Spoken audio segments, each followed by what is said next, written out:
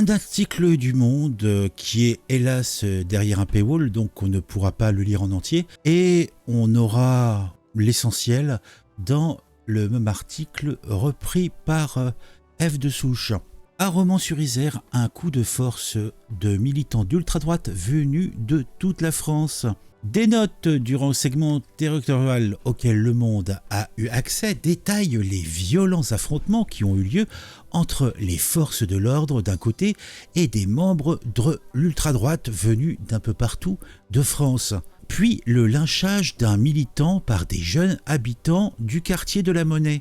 Tout cela, bien sûr, n'a pas été particulièrement bien exposé sur les médias, c'est étonnant. Mais bon, pourquoi pas. Plusieurs notes circonstanciées émanant de services de police dont Le Monde a pris connaissance retracent le déroulement des violentes heures qui se sont déroulées samedi 25 novembre 2023 à Romans-sur-Isère dans la Drôme, entre une expédition punitive lancée par l'ultra-droite et le lynchage d'un militant par des riverains, une semaine après le meurtre du jeune Thomas 16 ans, poignardé à mort le 19 novembre lors d'une fête à Crépol. Donc le premier sang a été versé par ces individus qui ont assassiné le jeune Thomas, 16 ans, découpé les doigts d'un videur, en tout cas d'un membre du service de sécurité qui était présent cette soirée, blessé cruellement 16 autres individus à coups de couteau, eu des propos racistes à de nombreuses reprises, plus de 9 témoignages le confirmant. Le deuxième sang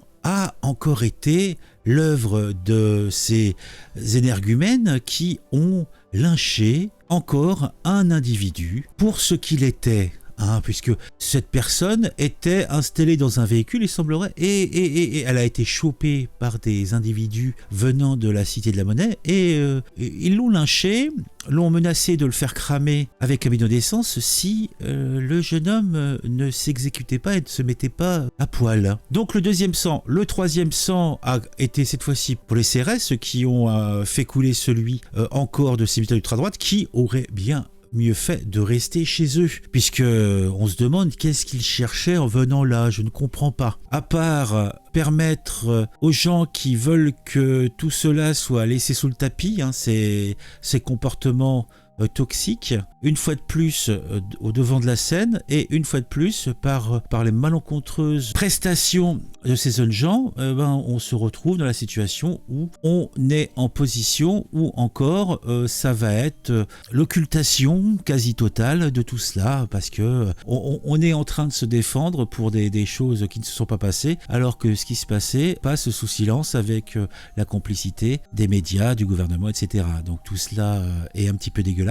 Mais cela n'est pas nouveau et cela n'étonnera personne. En tout cas, donc ces fameuses notes circonstanciées détaillent en outre comment de nouveaux affrontements ont pu être évités le lendemain en marge d'un second rassemblement de l'ultra-droite dans la ville. Puisque là, cette fois-ci, ce sont les individus de la Monnaie qui sont sortis en groupe, nombreux, de leur quartier pour aller se balader en ville. Là, par contre, les CRS ne sont pas intervenus, ils sont bien restés à distance. Il ne faudrait pas attaquer. Le samedi 25 novembre 2023, à partir de 18h, retrace l'une des notes établies par les services de police. L'efficacité des services de renseignement permettait de détecter des petits groupes épars d'individus encagoulés.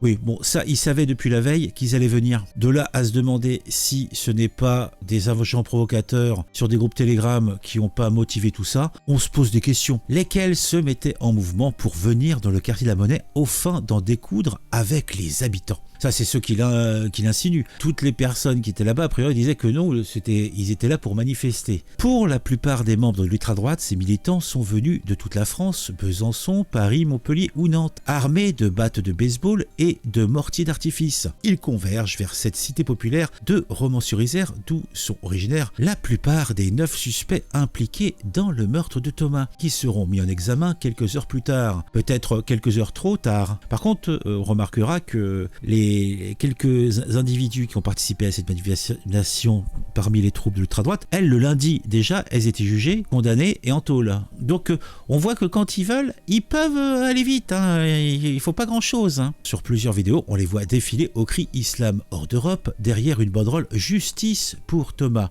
Mais la justice pour Thomas, c'est bon, elle va y avoir, ils sont en tôle, les mecs qui ont fait le coup, donc paraît pas très très judicieux ce message. Rapidement, 60 policiers de la CRS 85 83 de Chassieux dans le Rhône, l'une des nouvelles unités spécialisées dans la lutte contre les violences urbaines, et 4 équipages de la direction départementale de la sécurité publique de la Drôme sont déployés autour de la Monnaie pour en bloquer l'accès afin d'éviter les affrontements. Les forces de l'ordre s'interposent entre les militants et de jeunes du quartier qui étaient prêts à les accueillir. Il faut que jeunesse se passe, hein. Un document interne de la police revient sur l'épisode du lynchage de ce militant d'ultra-droite âgé de 20 ans. Il a été retrouvé un peu plus tard ensanglanté sur la voie publique, grièvement blessé après avoir été enlevé et lynché par des individus du quartier. Comme c'est sympathique, cela n'étonnera personne. Selon les éléments de l'enquête, le jeune homme, originaire de Mayenne, arrive sur place. La présence des forces de police l'aurait dissuadé de participer aux affrontements et il se serait installé dans le minibus stationné à l'écart lorsqu'un inconnu l'a extrait du véhicule avant que plusieurs autres personnes ne se ruent sur lui pour le rouer de coups.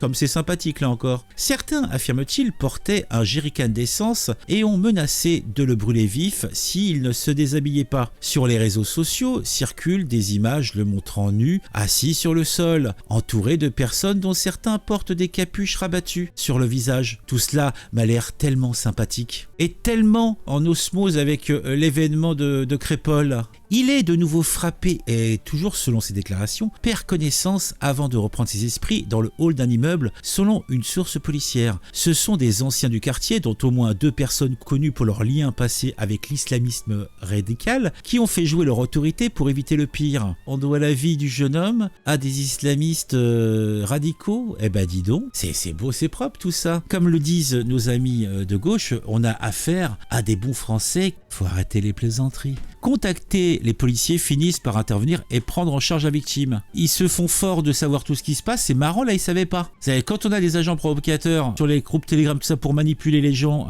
oui, on est au courant, mais c'est marrant, quand on a personne sur place, on sait rien. C'est étonnant, hein, c'est étonnant quand même. Voilà, moi, ça encore, ça m'a bien agacé cette histoire-là. Mais bon, c'est intéressant. Il faut emmagasiner les informations, faut diffuser. Donc, mettez un j'aime, mettez un commentaire. Partagez autour de vous. N'hésitez pas à vous abonner si vous le souhaitez. Si vous le faites, activez la petite cloche. Et surtout, il faut continuer à en parler. Il ne faut pas que ça passe sous le tapis. Par contre, on le répète, les individus qui ont été faire leur simagrée sur place à demander la justice pour Thomas, la justice, ça va passer. Après, est-ce qu'elle sera exemplaire? C'est un autre problème.